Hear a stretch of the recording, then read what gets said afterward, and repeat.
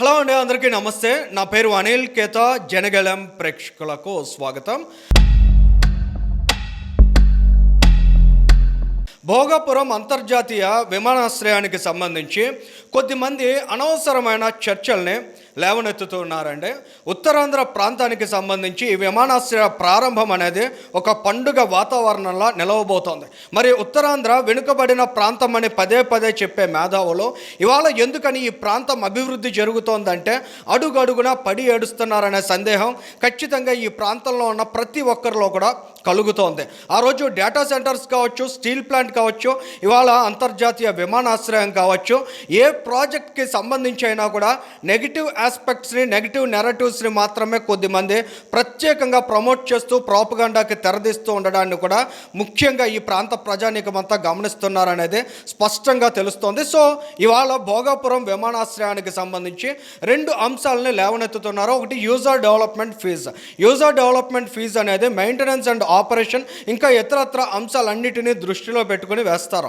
4,500 కోట్ల రూపాయలతోటి నిర్మించినటువంటి ప్రాజెక్ట్కి సంబంధించి ఇంటర్నేషనల్ ఫ్లైట్స్, బోయింగ్ ఫ్లైట్స్ కూడా ల్యాండ్ అవడానికి అనువుగా నిర్మించినటువంటి ప్రాజెక్ట్కి సంబంధించి 100-150 రూపాయలకు సంబంధించిన అరైవల్ డిపార్చర్కి సంబంధించినటువంటి యూడిఎఫ్ని ప్రత్యేకంగా ప్రధాన అంశంగా చూపించే ప్రయత్నం చేస్తున్నారు. దానిలో ఏమైనా అబ్జెక్షన్స్ ఉన్నట్లయితే ఖచ్చితంగా ఎయిర్ ట్రావెలర్స్ అసోసియేషన్స్ ఉన్నాయి, వాళ్ళందరూ కూడా ఎప్పటికప్పుడు సంప్రదింపులు జరుపుతారు. ముఖ్యంగా డొమెస్టిక్ యూజర్స్ ఎవరైతే ఉంటారో రెగ్యులర్గా ఇప్పటికే ఏదైతే విశాఖ విమానాశ్రయం నుంచి ప్రయాణిస్తున్నటువంటి ప్రయాణికులు ఉంటారో వారికి ఏ విధమైనటువంటి భారం కానుంది, ఇలాంటి అంశాలన్నీ కూడా వాళ్ళు చర్చిస్తారు. కానీ దీన్ని ఒక వివాదాస్పదంగా మార్చే ప్రయత్నాన్ని కొద్దిమంది చేస్తూ ఉండడం అనేది ఏ విధంగా ఉత్తరాంధ్ర ప్రాంతం మీద వారు విషం చెందుతున్నారనేది చాలా స్పష్టంగా తెలుస్తోంది. ఇక రెండో అంశం మనం చూసినట్లయితే దూరం. విశాఖ నగరానికి ఎంత దూరంలో భోగాపురం విమానాశ్రయం ఉంది. విమానాశ్రయం ముఖ్యంగా అంతర్జాతీయ విమానాశ్రయం అనేది ఊరు బయట కాకపోతే ఊరు నడిబొడ్డున నిర్మిస్తారా అనేది కూడా ఖచ్చితంగా వారంతా ఒకసారి ప్రశ్నించుకోవాల్సిన అవసరం ఉంది. మరొక అంశం మనం గమనించినట్లయితే ఈ భోగాపురం విమానాశ్రయం అనేది ఒక్క విశాఖ అభివృద్ధిని మాత్రమే దృష్టిలో పెట్టుకున్నది కాదు, మొత్తం ఉత్తరాంధ్ర ప్రాంతానికి ఒక గేమ్ చేంజర్గా దాన్ని భావిస్తున్నటువంటి సందర్భం. అందుకనే శ్రీకాకుళానికి 60 కిలోమీటర్ల దూరంలో, విశాఖ నగరానికి 45 కిలోమీటర్ల దూరంలో, మరోవైపు విజయనగరం నుంచి 20-25 కిలోమీటర్ల దూరంలో దీన్ని ఎంపిక చేసుకున్నారో అక్కడ నిర్మాణం చేపట్టారు.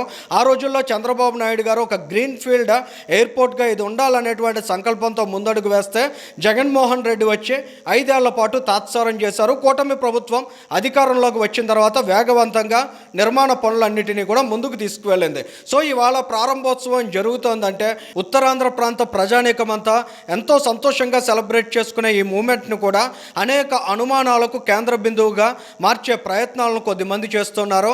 ఏది ఏమైనా ఉత్తరాంధ్ర ప్రాంతానికి సంబంధించి భోగాపురం అంతర్జాతీయ విమానాశ్రయం అనేది సమూలమైన సమున్నతమైన అభివృద్ధి సూచికగా నిలవనుంది. ఈ ప్రాంతానికి, ఈ నగరానికి రావాలనుకునేటువంటి ప్రతి ఒక్క ఇన్వెస్టర్ మైండ్ సెట్ కూడా విమానాశ్రయంలో అడుగు పెట్టగానే మారే విధంగా అత్యద్భుతమైనటువంటి అంతర్జాతీయ విమానాశ్రయాన్ని నిర్మించారు. ఇవాళ హైదరాబాద్తో, ఢిల్లీతో పోల్చుకునే స్థాయిలో, స్థానంలో భోగాపురం అంతర్జాతీయ విమానాశ్రయం చేరిందంటేనే దేశంలోనే ఉత్తరాంధ్ర ప్రాంతానికి ఒక ప్రత్యేకమైన స్థానం క్రియేట్ అవుతుందనేది చాలా స్పష్టంగా అర్థమవుతుంది. ఏది ఏమైనా ఇటువంటి అద్భుతమైన ప్రాజెక్ట్స్ లాంచ్ అయ్యేటువంటి క్రమంలో ఈ తరహా అనవసరమైన చర్చలను ముఖ్యంగా ఈ ప్రాంతానికి సంబంధించి వెల్ విషర్స్గా చెప్పుకునేటువంటి వ్యక్తులు లేవనెత్తుతూ ఉండడం అనేది వారి సంకుచితమైన ఆలోచనలు లేదా వారి మనస్తత్వం, వారి రాజకీయ అజెండాలకు కూడా అద్దం పడుతోంది. ఖచ్చితంగా ఉత్తరాంధ్ర ప్రాంతానికి సంబంధించి భోగాపురం అంతర్జాతీయ విమానాశ్రయం అనేది అత్యద్భుతమైనటువంటి భవిష్యత్తును సృష్టించబోతోంది అనేది మాత్రం ఖచ్చితంగా ప్రతి ఒక్కరూ గమనిస్తారు. ఈ వీడియోకి సంబంధించి మీ అభిప్రాయాన్ని కూడా కామెంట్ చేయండి. Thank you.